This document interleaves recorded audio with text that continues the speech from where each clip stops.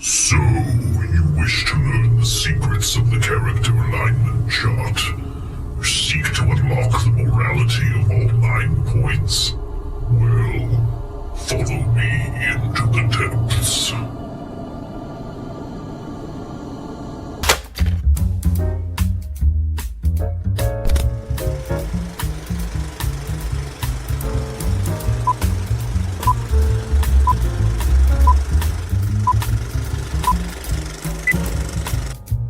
Artonius, I bid thee good morrow. I was watching a bit of Role Models. Oh, okay. It's been a while since I've watched that. It's a good one. The LARPing stuff. Yes. Is old. Which, did you realize, I never knew this, and I don't know if it still is, but I remember when my brother worked for Verizon up in Butler. I did not know that did that. Yeah. That's cool. He would have to go to Butler a lot sometimes. And I guess, like, Butler has, or had at the time, I don't know if they still do, one of the biggest, like, LARP festivals, plays, whatever you want to call it, in, like, certainly the country. I don't know about the world, but certainly it was a big one. Yeah. I don't know if they still have it. But I didn't know that was there. That's pretty cool. yeah, I mean, we're talking like over 10 years ago now, but yeah, if you were LARPing, which stands for live action role play. And for those out of the know, live action role Yes. Who, for anyone not as cool as we are. Have you heard, okay, this is a rumor, but, and not to get adult with this, but I'm going to. Do they have, is it true they have like orgy tents at those things?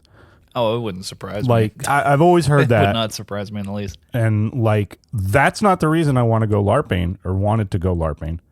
But Let's be fair. That's the reason you want to all go. right. Maybe back in my youth, but I'm way too old for that now. I just got health insurance. I disagree. But why are we hyper nerdy? What are we Veto. talking about today? Today, the discussion of the matter is, we had mentioned in recent weeks, we had brought up the Dungeons and Dragons alignment chart, and it sparked a nerd moment in me where I was like, yeah, we have not talked in 42 weeks of 42 straight weeks of not missing. We've been on doing this whole weird experiment. We have not once actually done a topic on D&D. Yes. We've mentioned D&D many times, but how have we avoided it? It was one of the like linchpins for us wanting to do this, like, was to talk about D&D, and I remember when you and I first came up with it, we were talking, we could go into like how many layers of just D&D alone. Like, from Now you're talking crazy talk. because that was kind of I don't know this man. I don't know this man. I've never met him. No idea what he's talking about. I've never met this man before in my life. He's talking about D&D. I don't know that. That could be something reserved for the orgy tents. The orgy tents. Oh, God. No, but we are talking about Dungeons and Dragons. Specifically the alignment chart. And I thought that was an interesting thing to apply to writing specifically. Yes. Like, there's a lot of different elements of campaign building and other things that are very relevant to just creative writing. But specifically when we brought up the alignment chart, I was like, we could go off on that easily. There's a lot there as it pertains to character dynamics and, how you can help broaden out your spectrum of characters and how they can interact with each other. It's a very effective, simple tool to just kind of quickly grind that out. Yes, and you can find it pretty much anywhere. Simple Google search Yeah, of we'll give you a D&D picture of alignment it. chart. And before we... Yeah, I'm trying to get into more. We'll attach some resources and some links in our about section on this episode as well.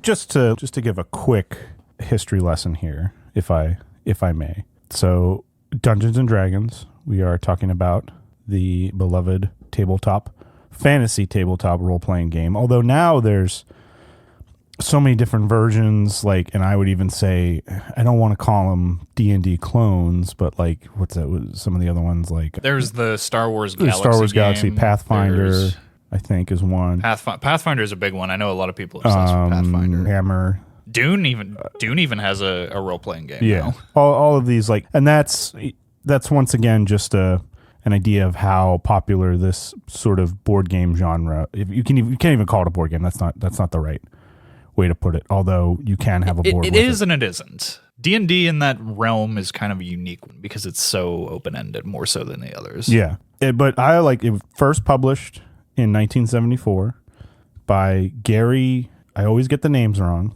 Gary and Dave, I know those are their first names. Gary Gygax, and I've never actually heard it pronounced. Now Dave, I've always seen it. I don't and know. I'm like, I don't know. It's Gygax. How would you say that? I think you hit the nail on the head. I wouldn't argue with you on that. Well, anyway, I spelt it, and then Dave. I also would not presume to out nerd you. No, I see. Here's the thing. Well, and then the last name. So Gary Gygax, and Dave Arneson. Anyway, they developed We it. could get like walk-in level with the pronunciations here, like the emphasis. I apologize that I'm not more up on that one. But this was developed in 1974. So what's strange to me, or what's interesting rather, is if Dungeons and Dragons came out now in this world, it would probably be, I would say, a cool phone app that might get a little bit of popularity or some sort of video game. This was something that was created prior to video games being big, and certainly not being able to do what Dungeons and Dragons required a game to do. So the creators simply relied on imagination and storytelling and gamified it, essentially. And there's a lot of writing tools in it. Like yes. The character charts, you can just literally, you can Google them. They're everywhere. Dungeons and Dragons on a whole, to me, is essentially... On whose whole? Is what? On whose On whole? whose whole? On anybody's whole. I don't care. Bad joke. It is essentially a creative writing exercise. It's a storytelling exercise. I would strongly suggest at least looking at D&D, even if you don't like playing it as a game, which I could understand, because I know you're more of a stickler. If you were the dungeon master, you tend to be more of a stickler for the rules. Am I right there, or am I wrong? Yes and no. Okay. I feel that the rules do have to guide certain things, but I actually kind of like to be a little fast and loose with things and watch the game evolve with the personalities you're playing with, because you could play with a certain group of people the exact same campaign. A different group of people, the exact same campaign will play out very differently. Yes.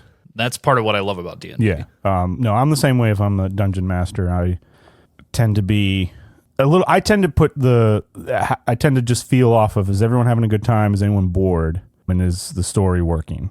Essentially, and then I'll usually skirt the rules a little bit more. Obviously you got to have the rules, otherwise we're just a bunch of people sitting at a table just saying, getting drunk and saying a bunch of random nerdy.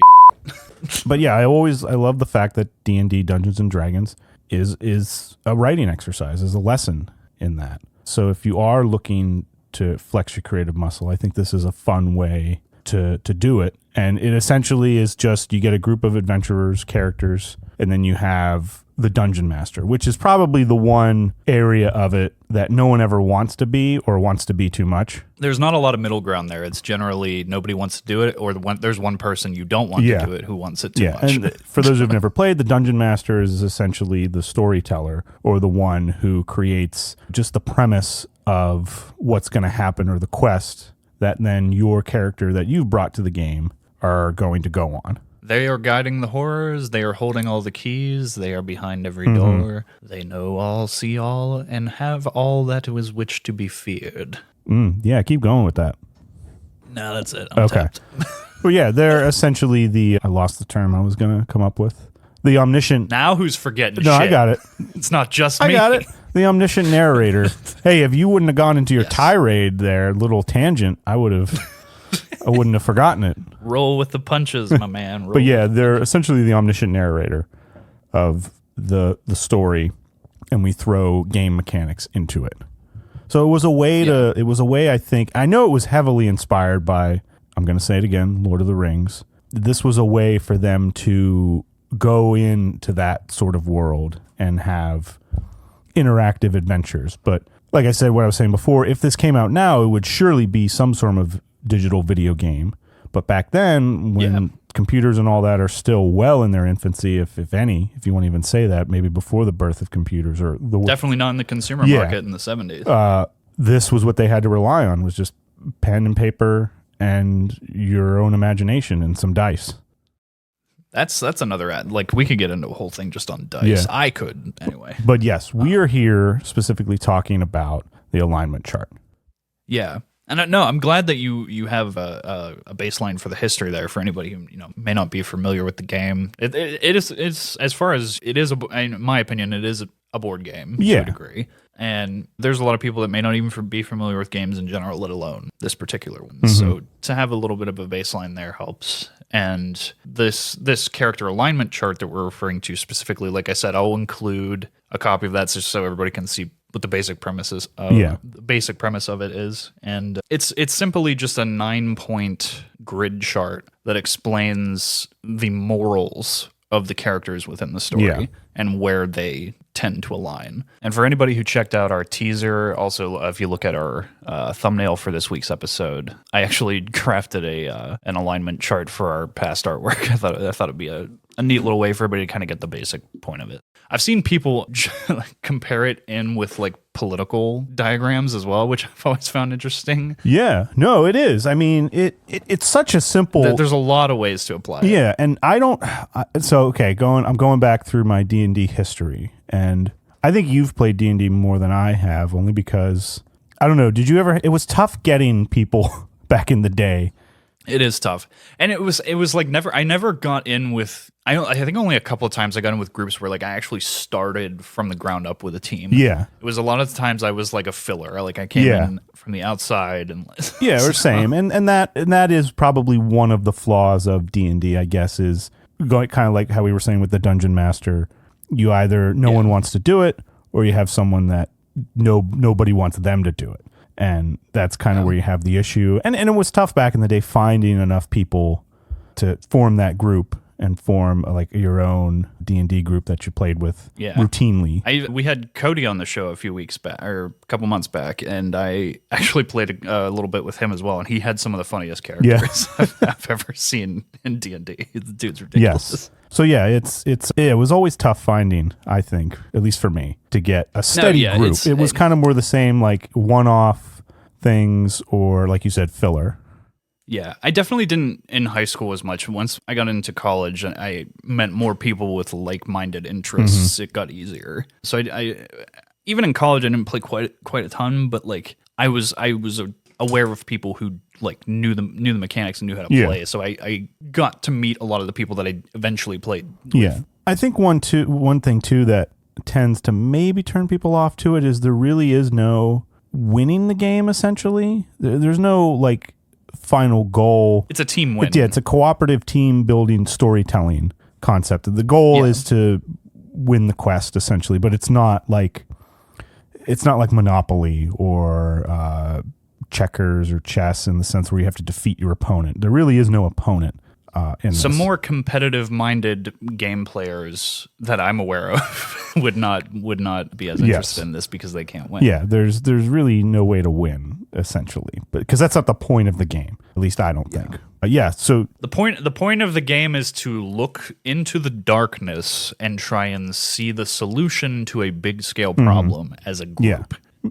And one person's goal is to screw everybody else over. Yeah, it is the granddaddy of, I would say, a lot of video games now in terms of what it brings to the table, no pun intended, and how it created that sense of trying to combine storytelling and games together before the ability of doing it virtually in a digital world was even possible. So that's where the thing I think is that people are probably familiar with, or how impactful Dungeons and Dragons is in our world in terms of games. Yeah. But yes, so when you're... I have a basic version of this chart up here. I'll find a way to link this specific file if I can. I like this particular diagram. Part of me thinking that you're about to send something inappropriate. I would kind of wish I had thought that. So I liked this particular one because you could see down the sides it had the inclusion of selflessness, selfishness. Yeah. Along the bottom, it also had the scale of prioritizing structure and tradition versus prioritizing change and freedom. And I liked that take on it because it shows that like the evil side of the spectrum or like the chaos versus lawful has, it's not like they're not bad. They have a different set of goals, you know? Yeah.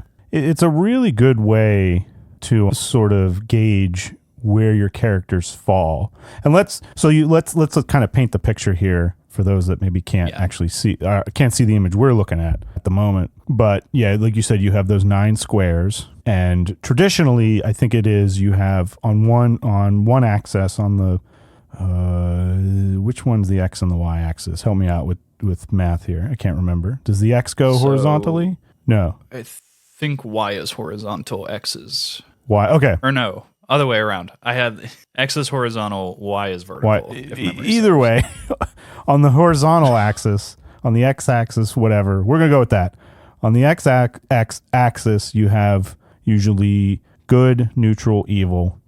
And then on the Y axis, you have lawful, neutral, chaotic. Yeah. And when you have and from all those different combinations, you get 9 different separations. Yeah. So 9 tiles, if you will, to this chart. As a way to sort of use as a guide map for your personal character that you will then take to then play certain quests with different D&D groups. That's one of the interesting things. Again, just to give a little overview, if you've never played D&D before, you don't have to, but you are encouraged to create your own character. And I think campaigns go better when that's the case. Certain pre-made campaigns and certain ones that people have written can't allow for that because the math of how the characters balance out doesn't allow for that. And that's fine for certain campaigns, but I think that ones where you can make your own characters, it's so much more fun. No, and the character creation process does take a little bit how you want to do, and with all their different abilities. One thing that you are encouraged to look at, and we can go into this another time, is you don't necessarily want to be incredibly powerful in every category when it comes to the game, and or to have any particular character so overpowered in any one area. You want to have a myriad of skills. You're actually encouraged to have some flaws in the character because that is what helps create the conflict of the story that you're telling. Yeah, and then have it so that another character can balance out the flaws with their strengths. Yeah, kind of well, essentially, God mode is not really advised in Dungeons & Dragons. Yeah. But one of those things is when you're creating your character, you get a name, stature, hit points, essentially. You can give them a background, a history, race, is the alignment chart, which we are talking about. I don't think this wasn't an original concept when you're doing the character creation, right? Didn't the alignment come a little bit later? That much I don't remember. I believe so. So I'm trying to think, like back in the day when I first tried D&D, I don't remember the alignment chart. Or if I did, I probably just didn't care about it at the time. I know in many campaigns the alignment chart is typically used for DM's purposes only. It really depends on your DM and the game you're playing, the particular campaign. Sometimes certain things are kept behind the DM screen, certain things are not. It's very dependent on who you're playing with and what campaign you're playing. So some games you may have played that the DM wasn't making the players privy to that information. Yeah. But anyway, that's sort of the simple breakdown of the alignment chart. And this sort of helps guide you, because when you're playing, you're supposed to be playing as your character. That's another thing I did want to stress. You're not playing as you. You're playing as the character that you've created. Unless, of course, you've made yourself into the D&D character, sure.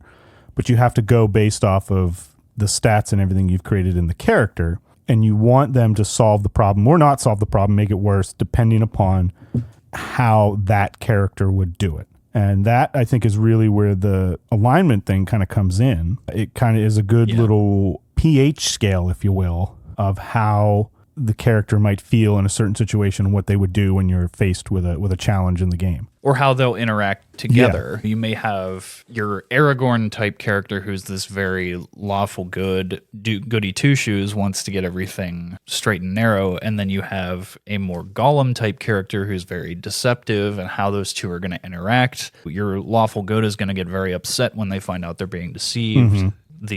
Say you have a chaotic evil character that's trying to get their own way by very deceptive and very unconventional means. They will go about it in ways that they're going to try and navigate and take advantage of all the best qualities in that lawful good character. Yeah, absolutely. And one of the things I love about the alignment chart is it might get sort of pushed aside in some D&D groups, I'm not sure. But I love it. If we're just strictly talking about a writing standpoint, I love how simple it is and just sort of, it's not so broad that you have to pick from 5,000 different options or character tropes or archetypes or anything like that. Oh, what character is he?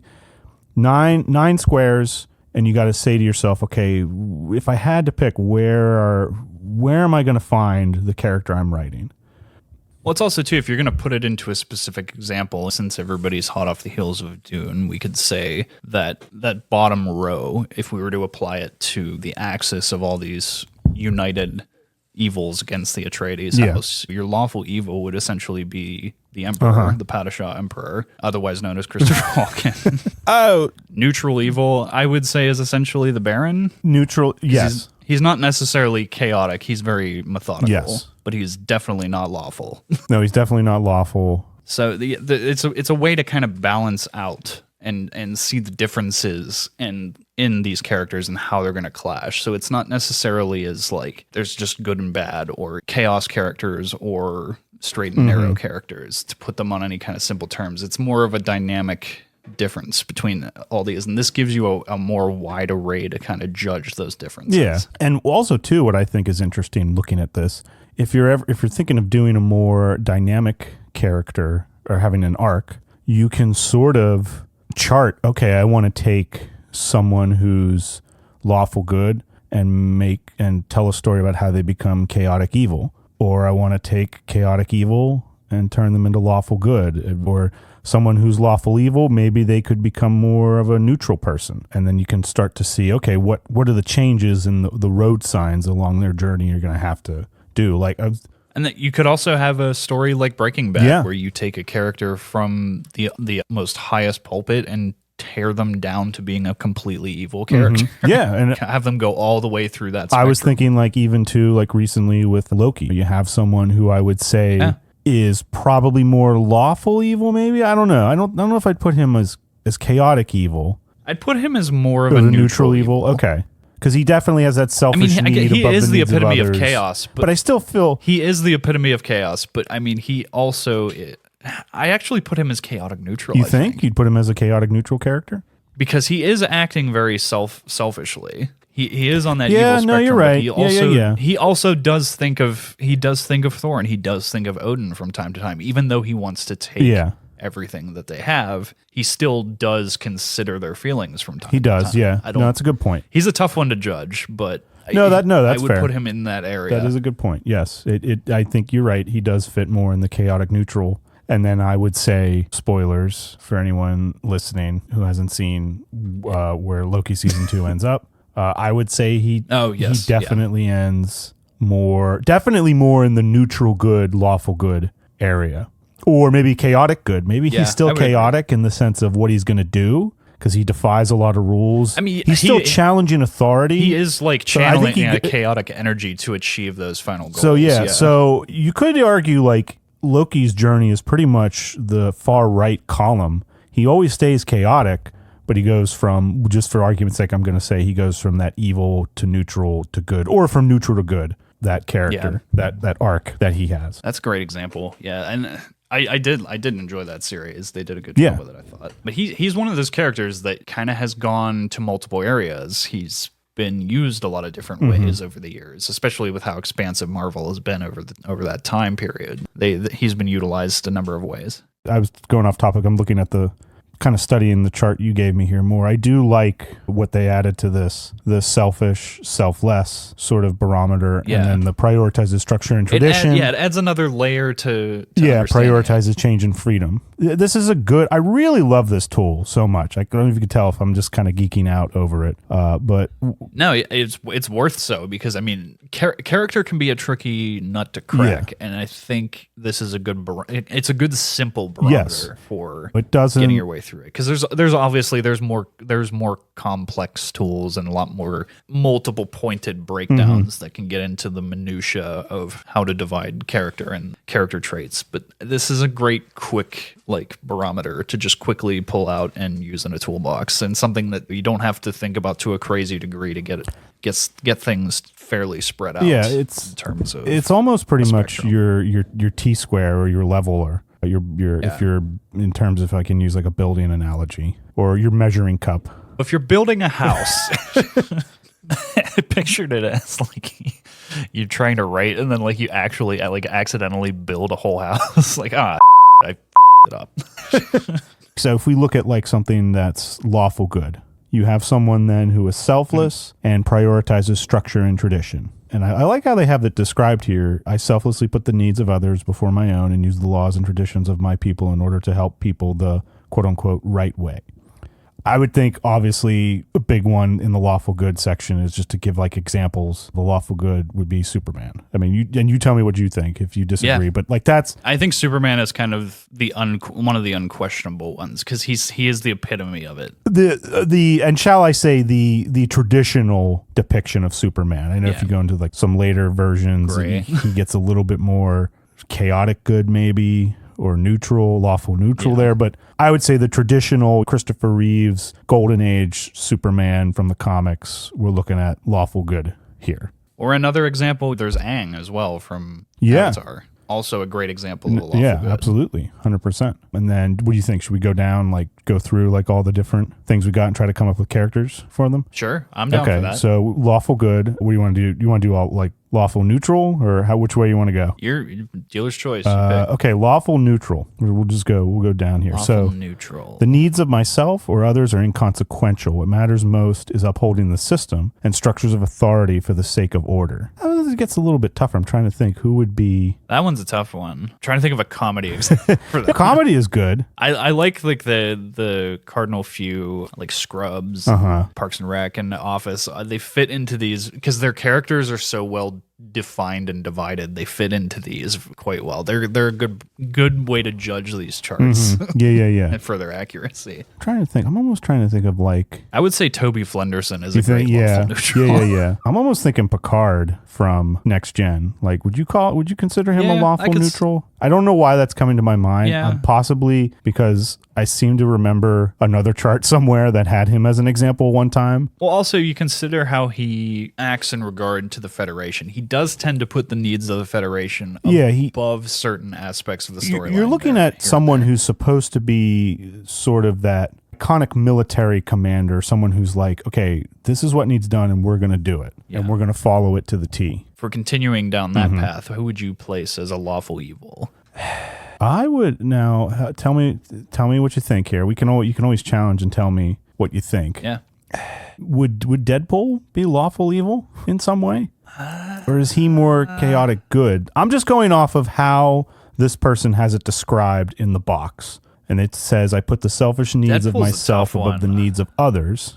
Yeah, I mean, Deadpool would definitely be on the evil side of the spectrum. He definitely acts selfishly. I definitely feel like he's a much more selfish character. I think he's a chaotic evil, to be honest. Or maybe a chaotic neutral. I don't think he's a true neutral. Yeah, it's a tough one. Lawful evil. I guess too, if you want lawful evil, maybe a more prime example would be Darth Vader, maybe. Like, because he does have that, he prioritizes structure and tradition with maintaining the empire, but he is definitely has become this selfish person and puts that above the needs of others and will take advantage of any roles that he can.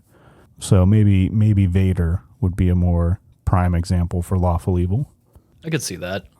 Yeah, so then you have the middle ones, then you have neutral good. So we're going to move on to neutral good? Yes. Let's see. Well, whether I break or follow the rules is inconsequential. What matters most is being selfless and protecting the well-being of others. I could see Spider-Man being a good neutral good. I could see that. The traditional Peter Parker. Could you see... I could maybe see Batman in here, but then again, maybe I could see Batman more as chaotic good as I'm reading through the... Yeah, I could see that. Yeah. I mean, again, and keep in mind, too, this is not... It's very subjective. Yeah, and you don't have to, like... You can argue any of these anyway. Yeah, any way you want. It's just a nice little tool you can use to sort of pick out what you're looking at. If nothing else, it's to help you organize it in your own head. Exactly. That's how I take it. But yeah, no, I think that would be a good example for a neutral good. Yeah. And going down, now we have the true neutral, ethics and rules. Which they typically are just not swayed by anything. Yeah, usually... There's always been like a funny thing where if you have a true neutral character in Dungeons and Dragons, they just won't really interact or have any huge consequence on the outcome of the quest. Yeah. Would be a good true neutral character. Let me see. Let me see if I can. I can't think of one off the top of my head. Trying to think. Yeah, true neutral's a tough one. Because they're rare. They're typically pretty rare. I actually Oh, do. you have do? one. Okay. Abed from Community. Oh, okay. For those who don't know, that's. Oh yeah, you said Community. I'm sorry. Yeah, no, that's fine. Danny Pudi's character. He's all actually weirdly connected. He's just showed up in the live action version of Avatar. Oh, I did not know that. Yeah, the Air Nomads, the new Air Nomads. Remember the dude with the beard? Yes. Okay. And the glasses. He's playing that guy, which I was like, I love me some Danny Pudi. He's a good actor. I'm trying to think. Would you consider Mad Max to be a true neutral character? Max, the original Max Rockatansky? Or somewhere in there. Definitely not a lawful good, or I would not put lawful near him. At best, a chaotic good, but I definitely put him more on the neutral spectrum. Yeah. I'd probably call him chaotic neutral, to be honest. I could see Treebeard as a true neutral character. Yeah, that's a fair one. I like that because they're the Ents in general. They just kind of want to stay out of everything. Or even maybe even like the Hobbits. Not even before, like if we're just talking the Hobbits in general, like Hobbiton see that as well. Just they're sort of I'm just gonna sit here and do what I want, and anything going on outside the world to me is I'll do what's pragmatic at a given time. Yeah, and it's not even necessarily out of a place of selfishness. It's just this isn't my fight. This isn't my place. For neutral characters, at least as I've seen. And I think neutral too, you have to almost think, I would say, so if we keep going down, we go to neutral evil. The neutral evil one always seems like it's, like, this is going to be a dumb example, but I would almost pick like the T-Rex from Jurassic Park, or the Velociraptor, or like a monster. No, I can see where your head's at with that. That like, makes it's sense. more just like, it's not necessarily evil, but maybe that would be more of a true neutral because they're just doing what they do. They're just animals. Yeah. I'm trying to think, but more of like a monster that is just, it's an evil monster, but it's doing what it's supposed to be doing. Yeah. If from the perspective of the characters whose lives are being destroyed by the T-Rex, yes. But it in and of its own nature is not acting evilly. It's just acting selfishly, which is perceptive of being evil, which is interesting. Which is why I appreciate the left hand of this. Yeah, the selfish or selflessness, because it does kind of help outline that. It kind of helps it a little bit more. Yeah, you could put the Blob in a neutral evil. It's just, again, it's selfish need. It's almost like I'm not really concerned about upholding or changing tradition. I'm just gonna go be a blob monster. Yeah. Yeah, well, I don't know. For neutral evil, I automatically start to picture like monster, Frankenstein, the original Frankenstein's monster. Frankenstein. Yeah, that's a good one. Seems more of a neutral evil character. And then we come to the final column here, chaotic good. I could see Tony Stark in chaotic good. No, couldn't you? Or would Captain America fit? He's in the similar category of Batman. Yeah, so that's fitting. Or would you put Captain America in chaotic good? I would put Captain America in lawful good. For sure. Or maybe even neutral good if we really want to stretch it. But I'd put him in lawful good. But I could certainly see it's Iron Man in chaotic good. Yeah. Selflessly put the needs of others before my own, at least how he gets there, and define social norms, challenge authority. I mean, how you look at least in the movies, how the first one ends with Tony Stark essentially upending some of the heroic tradition and just telling them everybody blatant out that he's Iron Man. Yeah, I do like that ending a lot. But say chaotic neutral then. That's a tough one off the top of my head. It would be a good... What's the character's name in Parks and Rec? That's the best friend who always comes in and he's like worth a load of money. Saperstein. What's that? But I can't remember the first name. I have no idea. I guess I could see, at least when he starts out, I guess I could see Han Solo as chaotic neutral. Yeah. I would say that Han Solo is one of those ones that has a character change throughout the course of the series. So he's not the same in the beginning. Yeah, he certainly goes to a more chaotic good. He's more selfish in the beginning and then becomes selfless toward the end. Look here. Jean Ralphio was the one I was thinking of for chaotic neutral. Whereas I'd call his sister chaotic evil. Because technically I'm homeless. I do like those like NBC comedies for these charts because they do fit really well. Yeah. each of those characters is such like a well-defined box and easy to define in each of these charts. It's fun to break them down from that way. We've talked before. I'm like on a million meme pages. I don't know how you're on so many all at once. With memes. I open Facebook. I just get bludgeoned with memes. But yet I do see this chart pop up on those meme pages a lot, and like things like Scrubs and Community and It's Always Sunny. You just see like these characters being divided on this chart, and I'm like, it's perfect. I love it.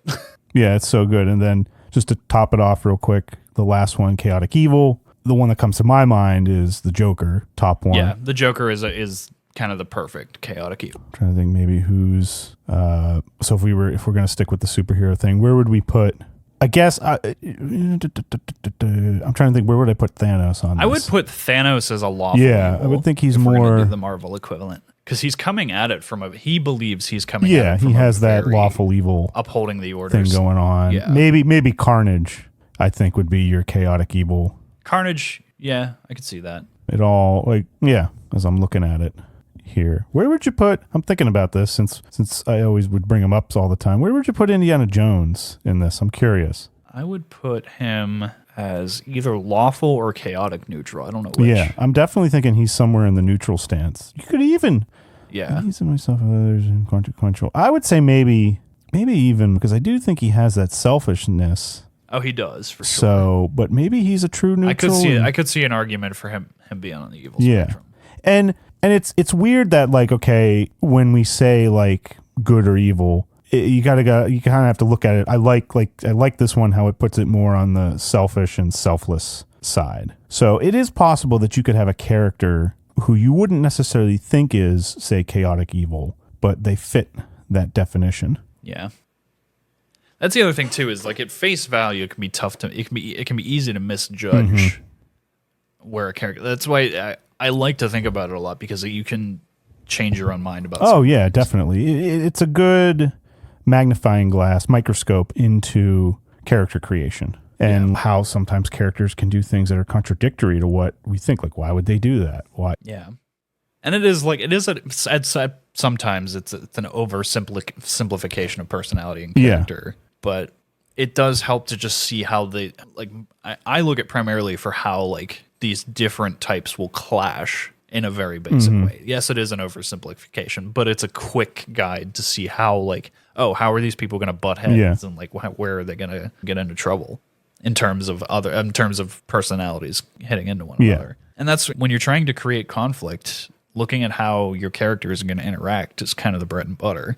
That's true. Well, like a good thing here. So like law implies honor, trustworthiness, obedience to authority, and reliability. On the downside, though, lawfulness can include closed-mindedness, reactionary adherence to tradition, judgmentalness, and lack of adaptability. I think that, so I'll just stick with the Marvel thing in my mind because that's where I'm at. If you look at like, that's one of the things I think that essentially Iron Man and Captain America sort of argue about, or maybe that's more the good versus evil thing now that I'm looking at it.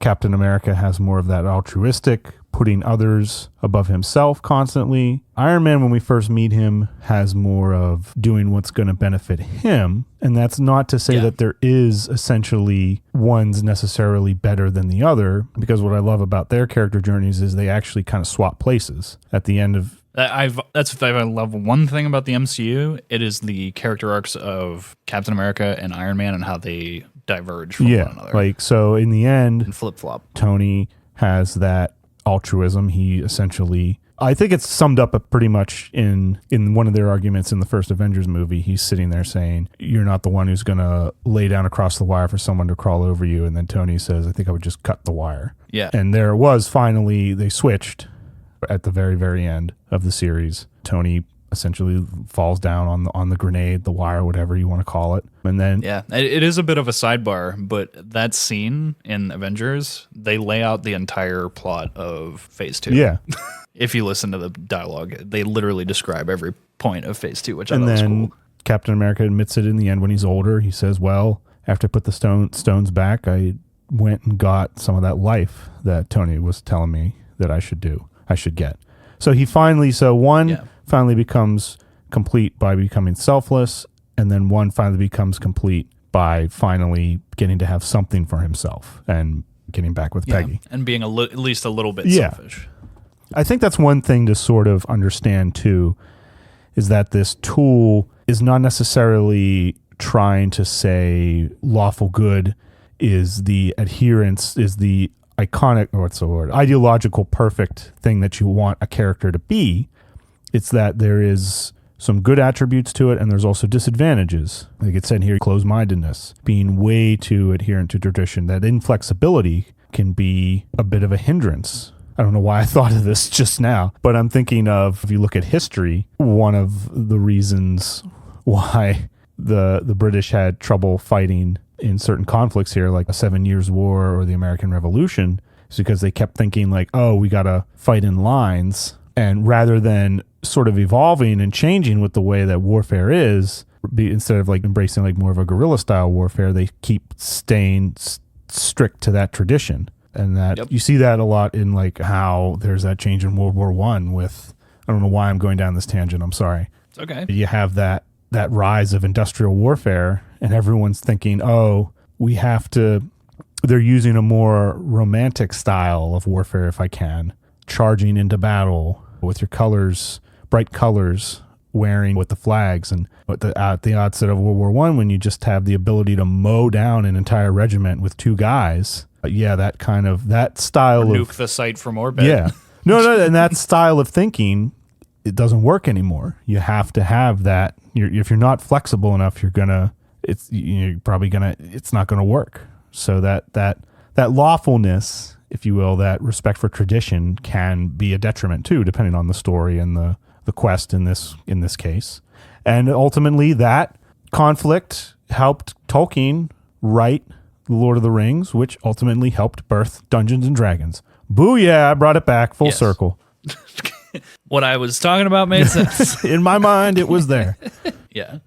This is definitely something that I love to use just as a good little idea of, we'll see, okay, where is this character on the spectrum and how do they make decisions? What would they do in certain situations? Yeah. And how is what their goals are affected by the goals of side characters or their direct conflict character. There's a lot of angles to judge and compare the conflict of a story. This helps kind of put it into a semblance of order without going into a ton of crazy yarn lines and looking like Charlie from the mailroom in the one episode of Sunny. Yeah, quick, simple guides I think are very helpful. This is one of the bread and butter ones for me. I think this is just a quick, easy, grab it off the shelf, and then just kind of wrap your head around a dynamic. Big helpful one. I know you use it like crazy. I use it like crazy. I see it at least 2 or 3 times a week, just even in memes. Yeah, and it's always fun for too. Dumb stuff. But yeah, it's a good one. There's a lot of tools in D&D. This is just one of a cardinal few to use. I think we can do more episodes on D&D. Oh, absolutely. Sure. Definitely get into more. I can't believe it took us 42 weeks to get at one. 42 more. It'll be 42 more. No, we'll get into some D&D in coming weeks as our schedule allows, and get into some more here. I have a wild summer planned. I hope everybody's involved, but also for anybody that's willing to get engaged on our not engaged to each other, engaged. Yes. on our Instagram. If there's stuff you want to see us tackle or get into, DM us, get at us. Never do anything to anyone, ever. Yeah, never do anything to anyone ever. For any reason. Yeah, just don't do it, because you never know what's going to happen next. My head. What happened? I blacked out. What happened?